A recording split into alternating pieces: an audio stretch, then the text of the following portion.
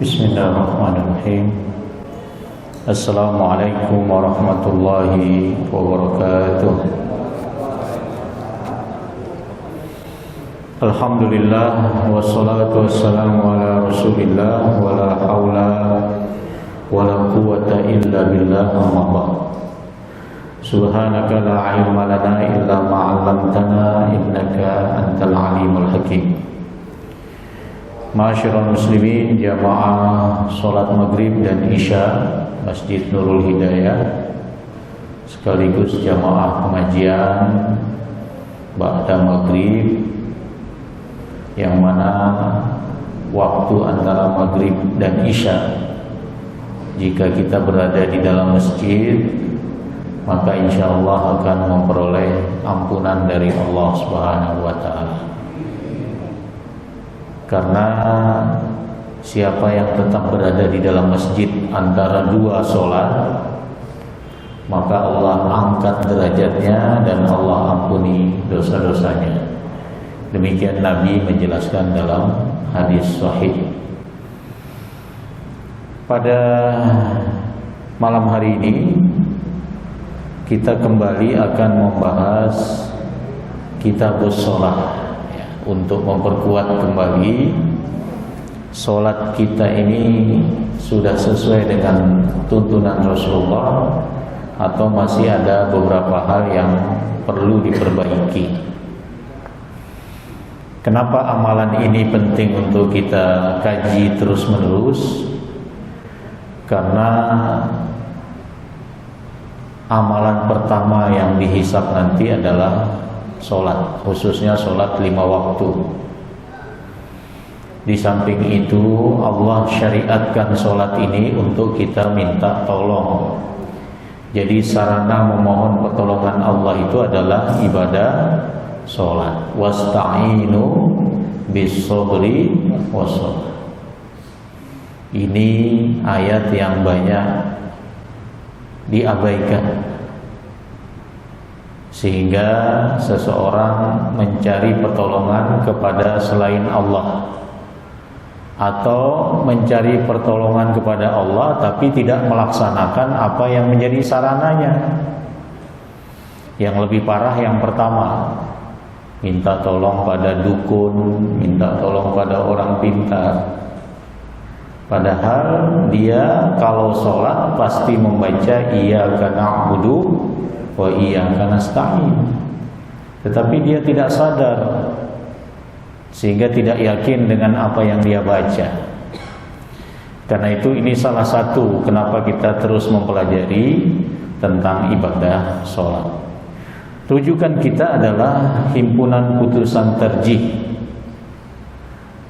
yang saya kira Bapak Ibu sudah banyak membacanya. Untuk HPT kitab sholat ini dirumuskan sudah sangat lama ya, tetapi masih relevan karena rujukannya adalah Al-Quran dan Sunnah.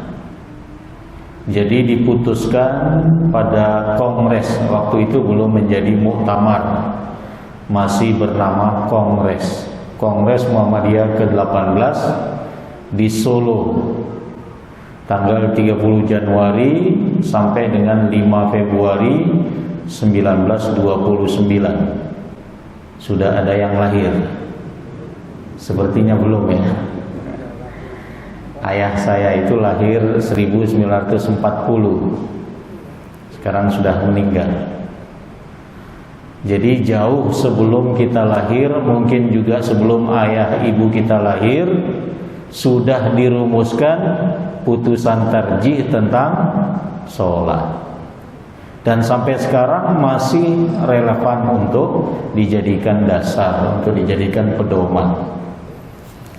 Nah, ini situasi orang-orang yang ikut kongres tahun 1929, ulama-ulama kita zaman dulu ini dari berbagai daerah. Ya, mereka senang datang untuk meramaikan kongres. Nah, himpunan putusan tarjih kitab sholat ini dimulai dengan 2 ayat. Sudah tentu dua ayat ini bicara tentang sholat. Ayat yang pertama surat An-Nisa 103, di mana Allah Subhanahu wa taala berfirman, A'udzubillahi minasyaitonirrajim, fa idza qadaitumus sholata fadhkurullaha qiyaman wa qu'udan wa 'ala junubihim. Apabila kalian telah selesai melaksanakan sholat, maka ingatlah Allah baik di saat berdiri, di saat duduk maupun di saat berbaring. Artinya di semua kondisi.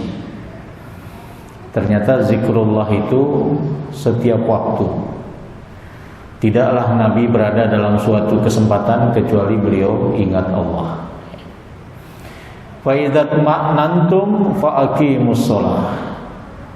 Kemudian apabila kalian merasa sudah tenang, sudah aman, maka dirikanlah sholat. Artinya ini situasi perang, ya. Situasi perang pun tetap ada istilah sholat khauf, ya. Sholat khauf. Tapi sudah tentu itu dalam kondisi darurat, sehingga ada tata cara tersendiri, ya. Kemudian ditutup dengan inna sholata kanat 'alal mu'minina kitaban mawquta.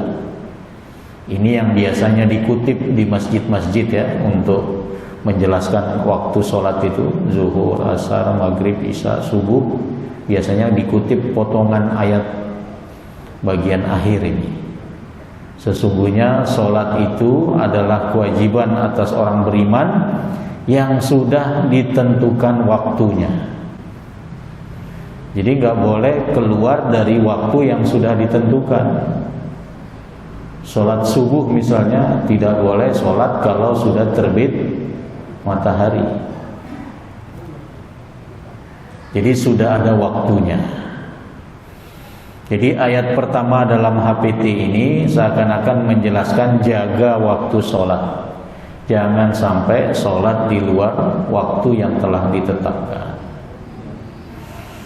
Di dalam tafsir Al-Muyassar, tafsir yang ringan, dijelaskan tentang ayat ini, tapi redaksinya tidak jauh beda dengan terjemahannya.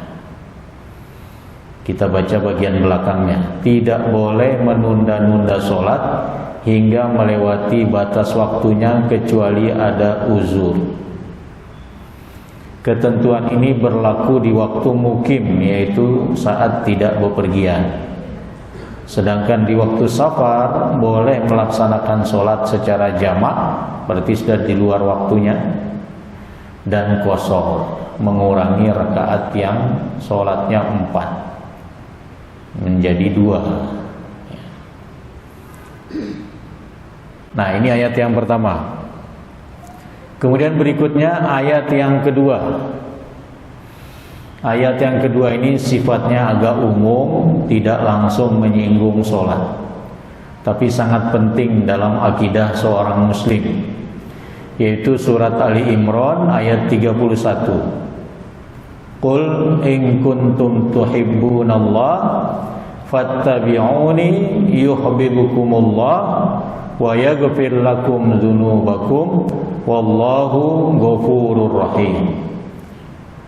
Katakanlah wahai Muhammad kepada umatmu, kepada sahabatmu, pada kaum muslimin dan seterusnya, kalau kalian benar-benar mencintai Allah, karena orang beriman itu dia akan mencintai Allah, maka tunjukkan kecintaan itu dengan fattabi'uni, dengan mengikuti Nabi. Jadi dikatakan orang itu benar-benar cinta kepada Allah kalau mau ikut Nabi. Setelah dia ikut Nabi dengan sungguh-sungguh, maka ada dua manfaatnya. Yuhibbukumullah, dicintai oleh Allah, wa yaghfir lakum dzunubakum, dan dia akan memperoleh ampunan. Jadi orang yang akan dicintai oleh Allah dan akan mendapat ampunan itu adalah orang yang senantiasa ikut atau ittiba kepada Nabi, termasuk ittibanya dalam hal ibadah sholat. Ini dua ayat yang terdapat di awal putusan tarjih tentang ibadah sholat. Ada tafsir As-Sa'di yang saya tambahkan, tidak ditambahkan dalam HPT, tapi saya sendiri menambahkan ini. Kita baca sebentar. Ayat ini merupakan hakim bagi setiap orang yang mengaku cinta kepada Allah, namun tidak mengikuti Nabi Sallallahu Alaihi Wasallam, tidak mentaati perintahnya dan tidak menjauhi larangannya, bahwa pengakuan cintanya adalah dusta. Jadi kalau tidak ikut Nabi, tidak melaksanakan apa yang Allah perintahkan dan tidak menjauhi yang dilarang, maka pengakuan cintanya dianggap dusta, dianggap tidak ada. Kapan pengakuan itu ada? Sampai dia ikut Nabi Muhammad. Dengan ayat ini ditimbang semua makhluk, iman dan kecintaan mereka kepada Allah tergantung sejauh mana ittiba atau mengikuti Rasulullah Sallallahu Alaihi Wasallam. Jadi beragama Islam baru dikatakan benar, baru dikatakan sesuai dengan yang Allah harapkan kalau beragamanya didasarkan pada ittiba kepada Rasulullah. Jadi mau tidak mau Nabi Muhammad tidak boleh dikesampingkan. Itu syarat mutlak dalam beragama Islam atau dalam menjalankan ajaran Islam. Nah, kemudian di dalam muqaddimah HPT kitab salat ini juga ada dua hadis. Hadis yang pertama ini menceritakan seseorang yang datang kepada Rasulullah, ya. Dia ini bertanya tentang Islam, ya. Lantas Rasulullah menjawab, khamsu sholawatin fil yaum wal lailah. Islam itu adalah melaksanakan sholat 5 waktu sehari semalam. Jadi kalau ada orang mencocok-cocokkan Islam dengan Isya, subuh, lohor, asar, maghrib, ya benar, karena ada hadisnya. Artinya orang Islam itu harus menegakkan sholat 5 waktu.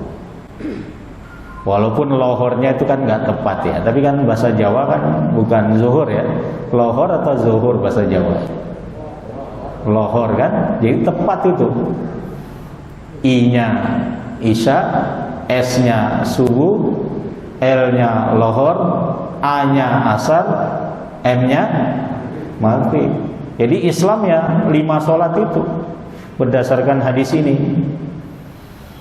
Kemudian orang yang bertanya tadi bertanya lagi, hal alayya ghairuhunna, wahai Rasulullah, selain yang 5 waktu itu masih ada enggak yang wajib dalam hal sholat ini? Kata Rasulullah, la, enggak ada yang wajib. Ya, jadi yang wajib itu hanya 5 itu. Illa antatatawwa, illa antatawwa, kecuali Anda mau menambah. Bukan mau mewajibkan ya, tapi mau menambah.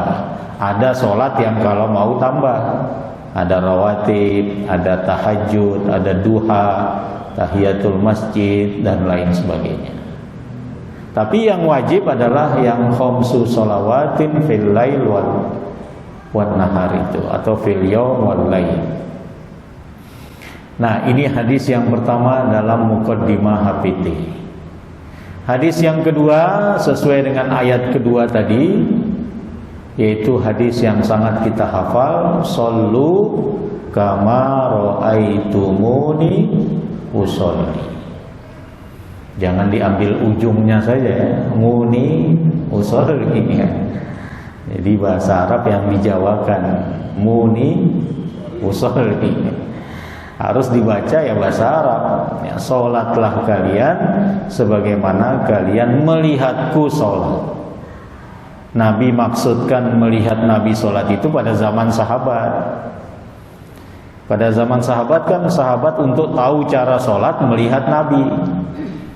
Nabi ruku seperti apa, sehingga dijelaskan ada hadisnya. Nah, kita nggak mungkin melihat Nabi lagi. Kita lihat Nabi sholatnya itu lewat penjelasan para sahabat yang sudah terhimpun dalam hadis-hadis tentang sholat itu. Disinilah pentingnya belajar hadis-hadis tata cara sholat, karena Rasulullah sendiri menyuruh kita sholatnya supaya mirip dengan Rasulullah, walaupun tidak 100%, karena Rasulullah itu ibadah yang paling berkualitas, ya, yang paling bertakwa, ya minimal gerakannya masih bisa kita samai kan, cara sujudnya, cara rukuknya masih kita bisa samai. Walaupun tingkat kehusuannya nggak mungkin lah, ya, karena Rasulullah itu selalu dekat dengan Allah Subhanahu wa Ta'ala. Nah, ini 2 hadis dan tadi 2 ayat. Nah, saya coba ingatkan yang sudah tadi ya. Tahun berapa putusan ini musyawarahkan atau diputuskan? 1929. Ada 2 ayat tadi. Ayat yang pertama ayat apa? Surat apa? An-Nisa 103. Yang ujungnya itu sangat terkenal gitu ya. Innas sholata kanat alal mu'minina kitabam mauquta. Ayat yang kedua surat apa? Ayat berapa? Ali Imran ayat 1. Kemudian diikuti oleh 2 hadis. Hadis yang pertama tentang pertanyaan seorang laki-laki, apa itu Islam? Dijawab oleh Nabi, Islam itu adalah mengerjakan sholat 5 waktu. Apakah ada yang selain itu? Tidak ada, kecuali kalau mau menambah. Hadis yang kedua, shollu kama ra'aitumuni usolli. Jadi dalam mukaddimahnya saja sudah jelas ini, oh arahnya kemana ini. Warga Muhammadiyah ini diarahkan kemana dalam hal sholatnya. 1, bahwa harus perhatikan waktunya. 2, bahwa harus ikut bagaimana cara Nabi sholat. Bahwa yang wajib ini, yang 5 ini harus betul-betul diperhatikan, walaupun ada tambahan sholat yang lain. Tapi yang wajib ini harus betul-betul lebih diprioritaskan. Karena bukan tidak mungkin ada kaum muslimin kalau tahajud itu begitu perhatian. Pas sholat zuhur, sholat asar biasa-biasa saja, bahkan cenderung terlambat. Padahal yang harus diprioritaskan itu apa? Ya yang 5 waktu itu. Kenapa yang sunnah dia begitu bersemangat, begitu perhatikan, tapi yang 5 waktu biasa-biasa saja? Ini kan terbalik dalam menjalankan agama. Yang wajib dulu diprioritaskan, kemudian berusaha menambah dengan yang sunnah. Mungkin karena yang wajib ini sudah biasa gitu ya. Sedangkan yang luar biasa itu duha, luar biasa itu tahajud, bangunnya 2:30 jam 3, seakan-akan luar biasa. Nah, di sini setan seringkali masuk ya, supaya kita memprioritaskan yang sunnah tapi mengabaikan yang wajib. Ini tidak benar ya. Kita prioritaskan yang wajib dan kita berusaha semampu kita menambah yang sunnah. Nah, baru masuk pada putusannya ya. Putusannya kurang lebih ada 40 putusan. Berarti kita insya Allah akan melalui 6-7 pertemuan. Gak apa-apa ya. Jadi setahun ini tentang sholat aja, insya Allah ya. Baik, putusan pertama dan kedua, idza kumta ila sholat faqul Allahu Akbar.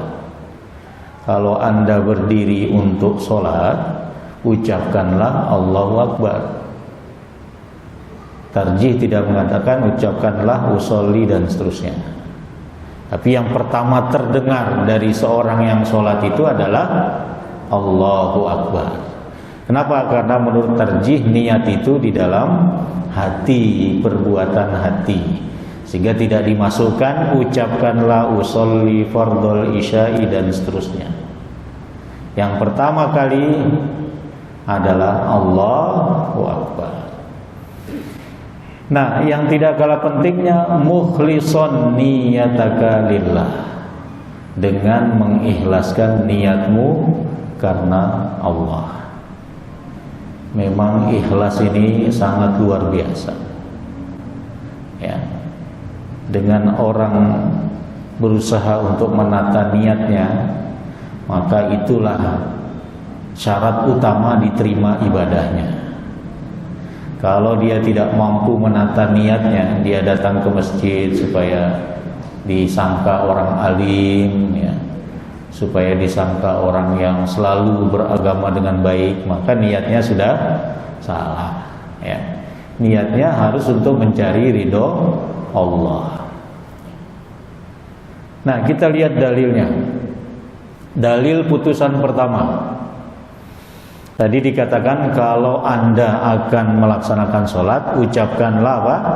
Allahu Akbar. Nah, ini salah satu dalilnya. Miftahus sholat at-tuhur. Kunci ibadah sholat itu harus ada kesucian, maksudnya berwudu. Ya, kalau dia hadas besar ya mandi. Wa tahrimuha at-takbir, yang mengharamkan dari segala ucapan dan gerakan di luar sholat ketika dia sudah mulai takbir. Maka tidak ada lagi ucapan-ucapan yang bukan bagian dari sholat, tidak ada lagi gerakan-gerakan yang bukan bagian dari sholat, ya, kecuali gatal-gatal sedikit ya masih dibolehkan lah ya, asal jangan terlalu mudah untuk menggaruk sana kemari yang memang bukan bagian dari gerakan sholat. Bahkan dalam mazhab Syafi'i dibatasi 3 kali supaya orang itu lebih perhatian terhadap kehusuannya. Karena kalau sedikit-sedikit gerak, sedikit-sedikit garuk sana, berarti ini mengurangi ya, untuk tidak menyebutkan meniadakan khusyuknya. Jadi yang menyebabkan haram segala sesuatu di luar sholat ketika sudah mulai takbiratul ihram. Takbir yang pertama itu disebut takbiratul ihram. Takbir berikutnya namanya takbiratul intiqal. Kenapa disebut intiqal? Intiqal itu artinya perpindahan. Perpindahan dari satu gerakan ke gerakan berikutnya, sehingga disebut intiqal. Khusus takbir yang pertama ya, ini menjadi rukun. Kalau tidak ada tidak sah, harus diulang sholatnya. Dan yang menghalalkannya kembali adalah salam. Sudah boleh lagi melakukan sesuatu di luar sholat kalau sudah salam kedua, tapi bukan salam pertama, salam kedua. Karena itu hadisnya berbunyi miftahus sholat at-tuhur wa tahrimuha at-takbir wa tahliluha at-taslim. Jadi ada 3 kunci di sini: tuhur, takbir, taslim. Tuhur itu sebagai syarat untuk bisa sholat itu harus bersih, suci, yaitu dengan berwudu atau mandi bagi yang hadas besar. Kemudian memulainya dengan takbir dan mengakhirinya dengan salam. Karena itu definisi sholat itu adalah ibadah, ya, perbuatan yang terdiri dari perbuatan dan perkataan tertentu yang diawali dengan takbir, diakhiri dengan salam. Itu definisi sholat. Kemudian dalil putusan yang kedua. Tadi putusan kedua terkait niat, bahwa niat itu harus karena Allah Subhanahu wa ta'ala. Apa dasarnya? Ini dalil putusan kedua, tapi dalil yang pertama ya, karena ada beberapa dalil ya. Karena Rasulullah sallallahu alaihi wasallam idza qama ila shalah istaqbalal qiblah wa rafa'a yadayhi wa qala Allahu akbar. Ini dalil kedua tapi masih putusan pertama ya, belum masuk ke putusan kedua ya. Tadi dalam putusan pertama itu kalau Anda akan berdiri untuk sholat maka ucapkanlah apa tadi? Allahu akbar. Nah ini dasarnya adalah Rasulullah kalau mau sholat itu menghadap kiblat, kemudian mengangkat kedua tangannya, kemudian mengucapkan Allahu akbar. Jadi Nabi sendiri tidak mengucapkan usolli begini ya. Tidak ada kita temukan redaksi yang beliau buat untuk menafsirkan niat itu ya, sehingga yang beliau ucapkan memulai sholat itu apa? Allahu akbar, takbir. Yang terdengar dari lisan beliau adalah Allahu akbar. Yang berikutnya dalil pertama dari putusan kedua. Ini kita hafal semua ya. Ini dalil tentang niat itu ayat kelima surat Al-Bayyinah. Wa ma umiru illa liya'budullaha mukhlisina lahuddin hunafa wa yuqimus sholata wa yu'tuz zakata wa dzalika dinul qayyim. Tidaklah mereka diperintahkan untuk beribadah kepada Allah kecuali dengan ikhlas ya, dengan mengikhlaskan niatnya dalam menjalankan agama ini, agama yang dilakukan atau dilaksanakan dengan hanif, lurus.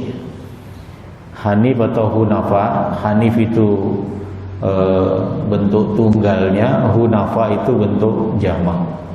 Kalau satu orang namanya hanif, kalau banyak orang namanya hunafa. Hunafa atau hanif itu artinya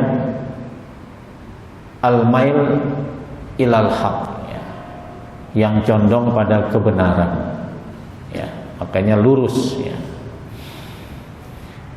Nah ini selalu menjadi dalil tentang niat bahwa apapun ibadahnya harus ikhlas karena Allah Subhanahu wa ta'ala.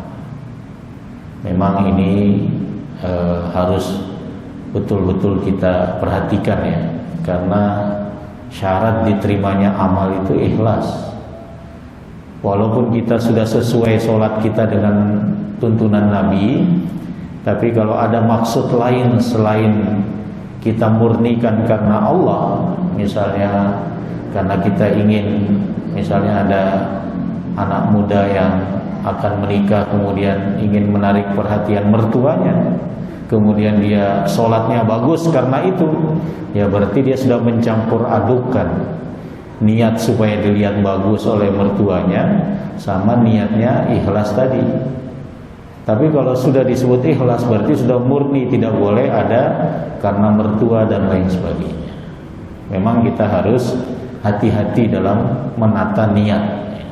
Jangan sampai masuk indikasi selain karena Allah Subhanahu wa ta'ala. Kemudian masih pada putusan kedua, dalil yang kedua. Kalau tadi dari Al-Quran, ini dari hadis. Dalam hadis yang cukup panjang, biasanya disebut dengan dalil hijrah ya, karena berkaitan dengan hijrah ini dalilnya. Innamal a'malu binniyat. Semua amal perbuatan itu bergantung pada niatnya. Jadi ada nanti di akhirat orang sudah ikut perang, mati syahid, tapi sayang niatnya supaya disebut pahlawan. Ada orang nuntut ilmu, ngajarkan ilmu, tapi niatnya dia ngaku karena Allah, tapi ternyata Allah sebut niatnya itu supaya disebut ilmuwan, supaya disebut alim. Ada juga orang kaya, dia banyak bersedekah, banyak berinfak, berzakat, dia ngakunya niatnya ikhlas karena Allah, tapi di sisi lain sebenarnya niat yang sesungguhnya yang tercatat adalah dia ingin disebut dermawan. Jadi memang harus hati-hati ya masalah niat ini. Makanya kita selalu berlindung kepada Allah supaya niat itu jangan sampai mudah dialihkan oleh setan. Membantu masjid ini ya betul-betul harus kita tata lagi.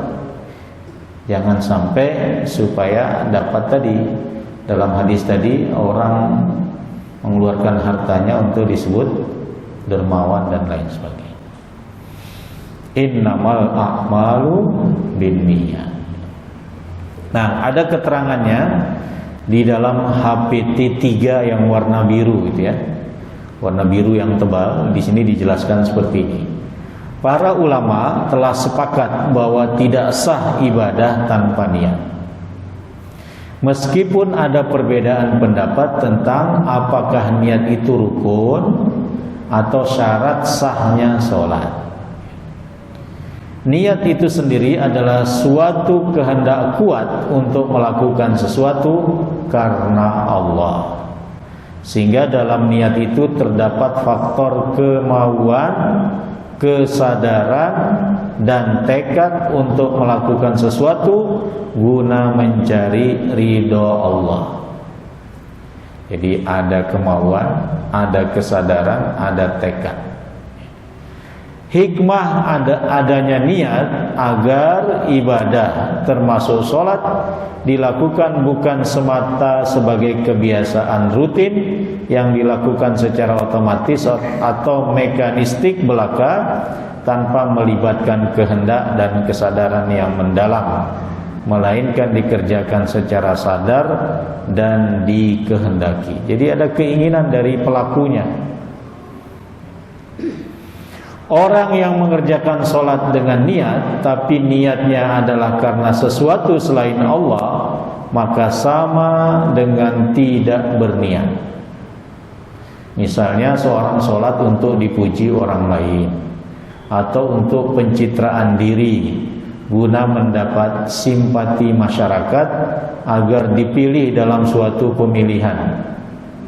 Ya, jadi biasanya umrohnya atau hajinya itu supaya ketika dicoblos itu ada hanya. Nah, ini suara umat Islam harus ada hanya gitu ya. Jadi umrohnya itu gara-gara agar dipilih ketika pemilihan. Maka itu bukan niat yang benar, sebab tujuannya bukan mencari ridho Allah. Tetapi apabila seseorang mengerjakan sholat namun terkadang terganggu konsentrasinya oleh pikiran-pikiran lain, meskipun telah berusaha untuk menghindarinya, maka itu tidak merusak niat, hanya saja mengurangi kehusyuan sholatnya. Karena nggak mungkin ya orang itu tidak mengingat yang lain selain Allah dalam sholatnya. Pasti ada sesuatu yang lain, walaupun mungkin sebentar dia ingat itu. Nah, itu hanya mengurangi kehusyuan, tidak menafikan niatnya. Berdasarkan putusan HPT kitab nomor 1 dan 2 yang tadi disebutkan ya, putusan nomor 1 dan nomor 2 kitab sholat itu, memulai sholat mengucapkan Allahu Akbar bersamaan dengan niat di dalam hati. Sebagaimana dikatakan oleh Imam Asy-Syafi'i dalam kitab Al-Juz 1 bab niat pada sholat, qala Syafi'i wan niyah la taqumu maqamat takbir wa la tajriyatun niyah illa an takuna ma'at takbir la tataqaddamu takbir wa la takunu ba'dahu. Ini cuma tambahan ya, tidak terdapat dalam HPT keterangan ini. Ya, kita ambil keterangan Imam Syafi'i tentang niat. Kata beliau, niat tidak bisa menggantikan takbir, dan niat tiada memadai selain bersama dengan takbir. Niat tidak mendahului takbir dan tidak pula sesudah takbir. Makanya tadi dalam putusan tarjih itu mukhlisan niyataka, sambil mengikhlaskan niat. Jadi takbirnya itu bersamaan dengan niat. Tapi dalam buku yang terbaru yang biru itu boleh niat itu mendahului takbir, nggak ada masalah. Seperti halnya orang puasa Ramadan, boleh nggak niatnya itu setelah Isya, tapi mulai puasanya nanti subuh.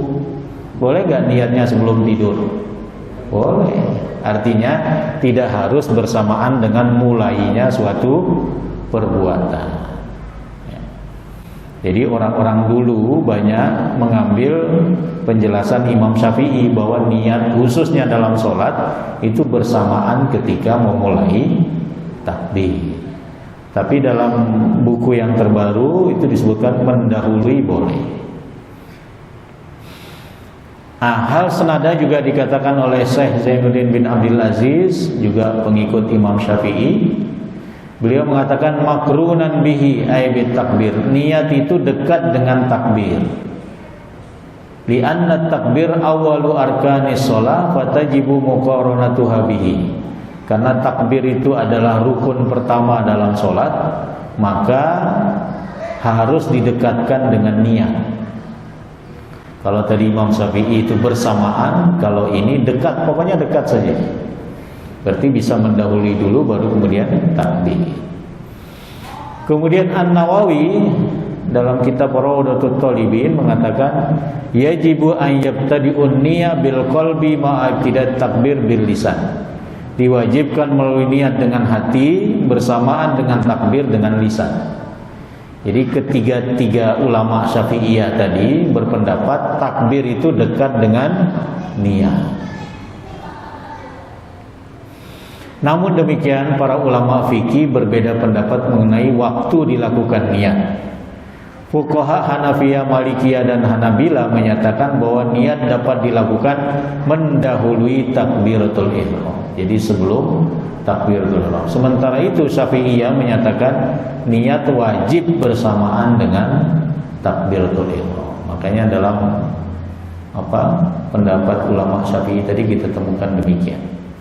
Pendapat jumhur atau pendapat yang pertama lebih dikuatkan karena diantara hikmah niat itu agar orang melakukan suatu ibadah secara sadar dan tidak melakukannya secara tiba-tiba. Lagi pula dalam ibadah seperti puasa, niatnya dilakukan sebelum melaksanakan puasa itu.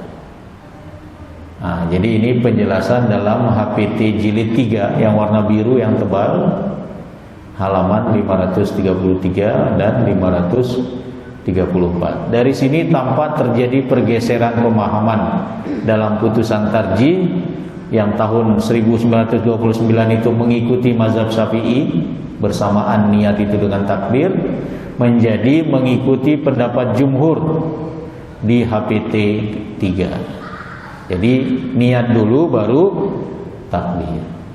Kalau Bapak Ibu lakukan yang mana? Bersamaan atau niat dulu? Niat dulu ya. Sesuai HPT 3 ya, niat dulu. Kalau HPT tahun 1929 itu bersamaan. Karena redaksinya faqul Allahu Akbar muhlison niyataka. Ucapkanlah Allahu Akbar sambil mengikhlaskan niat, berarti bersamaan kan? Sekarang boleh baik bersamaan maupun mendahului. Bagaimana dengan melafazkan atau mengeraskan niat ketika sholat? Walaupun ini terjadi perbedaan ya, minimal kita tahu ya, tidak untuk menyalahkan ya, minimal kita tahu. Terjadi perbedaan pendapat di kalangan ulama dalam hal ini. Qadi Abu Rabi Asy-Syafi'i menyatakan mengeraskan niat dan bacaan di belakang imam bukanlah bagian dari sunnah, bahkan ini adalah suatu yang dibenci. Jika ini mengganggu jamaah sholat yang lain, maka hukumnya haram. Sebagian orang yang bermadzhab Syafi'i salah paham terhadap ucapan Imam Syafi'i. Mereka beranggapan bahwa Imam Syafi'i mewajibkan melafalkan niat. Imam Syafi'i mengatakan as-sholatu la tasih illa bin nutqi. Sholat itu tidak sah kecuali dengan an-nutku. An-nutku artinya berbicara atau mengucapkan. Sebagian Syafi'iyah memaknai an-nutku di sini dengan melafalkan niat. Padahal ini adalah salah paham terhadap maksud beliau. Dijelaskan oleh An-Nawawi bahwa yang dimaksud dengan an-nutqu di sini bukan mengeraskan bacaan niat, namun maksudnya adalah mengucapkan takbiratul ihram. Ya, jadi Allahu Akbar itu an-nutqu yang dimaksud oleh Imam Syafi'i berdasarkan penjelasan Imam Nawawi. Qala ashabuna ghalita hadzal qail wa laisa muradu Syafi'i bin nutqi fi shalah hadza bal muraduhu at-takbir. Ulama kami yaitu ulama Syafi'iyah mengatakan orang yang memaknai demikian adalah keliru, bahwa yang dimaksud dengan an-nutqu bersuara itu bukan niatnya. Misalnya mengucapkan usolli qabla maghribi dan seterusnya. Tapi yang dimaksud dengan an-nutqu mengucapkan adalah mengucapkan apa? Takbir, Allahu Akbar, Allahu Akbar. Kesalahpahaman ini juga dibantah oleh Abul Hasan Al-Mawardi Asy-Syafi'i. Beliau mengatakan fata'awwala dzalika Az-Zubairi ala wujubin nutqi fin niyyah wa hadza fasidun wa innama arada wujuban nutqi bit takbir. Az-Zubairi telah salah paham dalam menakwil ucapan Imam Syafi'i dengan wajibnya mengucapkan niat ketika sholat. Ini adalah takwil yang salah. Yang dimaksud wajibnya mengucapkan adalah ketika bertakbiratul ihram. Di ucapan yang keluar itu bukan ucapan niat, tapi ucapan takbir. Mewajibkan atau mengharuskan melepaskan niat adalah keliru baik dalam mazhab Syafi'i maupun yang lainnya. Ini yang dikatakan oleh Syekhul Islam Ibnu Taimiyah, anna talaffuz bin niyyah la yajib inda ahadil a'immah. Menurut Ibnu Taimiyah bahwa melafazkan niat itu tidak wajib menurut seluruh ulama, seluruh imam. Walakin ba'dul mutaakhirin kharaja wajhan fi mazhab Syafi'i biwujubi dzalika wa ghalatahu jamaahir azhabus Syafi'i. Akan tetapi beberapa ulama mutaakhirin dari mazhab Syafi'i berpendapat bahwa melafazkan niat adalah wajib dan mayoritas ulama Syafi'i telah mengoreksi kesalahannya. Ini ditulis oleh Ibnu Taimiyah dalam Majmu' Fatawa. Nah, ini tata cara yang terakhir ya. Ini dalam HPT 3, berdiri tegak menghadap kiblat dengan niat ikhlas karena Allah, mengarahkan pandangan ke tempat sujud saat berdiri, melakukan takbiratul ihram dengan mengucapkan Allahu Akbar. Jadi menghadap kiblat, berdiri apabila tidak ada halangan, tidak ada sakit dan lain sebagainya. Kemudian niat dalam hati dan mengucapkan dengan lisan Allahu Akbar. Itu Bapak Ibu yang dirahmati Allah, bagian pertama masih 2 putusan. Ya, putusan 1 dan 2. Berarti masih ada 30-an putusan. Gak apa-apa ya, pelan-pelan ya. Minimal kita sudah melihat dalilnya, melihat hadisnya, melihat penjelasan para ulama dan bagaimana Muhammadiyah bersikap untuk menguatkan kita, bukan untuk menyalahkan orang lain. Muhammadiyah tidak punya kebiasaan menyalahkan orang lain, tapi kita harus yakin dengan apa yang diputuskan ulama kita. Itu yang penting ya. Terima kasih atas perhatiannya. InsyaAllah kita lanjutkan di bulan depan, di Rabu pertama. Mudah-mudahan dimudahkan untuk hadir di majelis ilmu, dan mudah-mudahan kita niatkan karena Allah Subhanahu wa taala. Amin. Subhanakallahumma wa bihamdika asyhadu an la ilaha illa anta astaghfiruka wa atubu ilaik. Assalamualaikum warahmatullahi wabarakatuh.